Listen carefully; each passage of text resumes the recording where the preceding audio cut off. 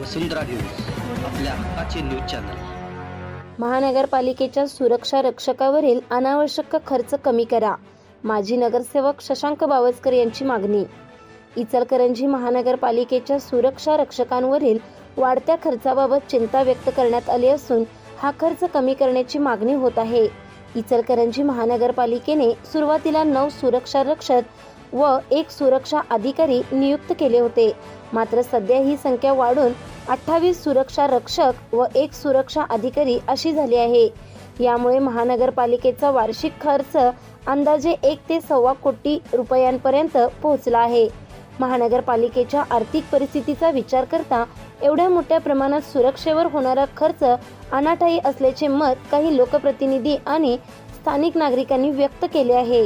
शहरात मोर्चे, आंदोलने यासारख्या घटना अत्यंत कमी प्रमाणात घडतात। तसेच महानगरपालिका प्रशासनाने दैनंदिन समस्या तात्काळ सोडवल्यास आंदोलन व मोर्चांचे प्रमाण आणखी कमी होऊ शकते। त्यामुळे हा खर्च टाळावा अशी मागणी केली जात आहे। महानगरपालिकेने Maharashtra state security corporation MSSC सोबत 3 वर्षासाठी करार केला असून त्याची मुदत 7 ऑगस्ट 2025 रोजी संपणार आहे।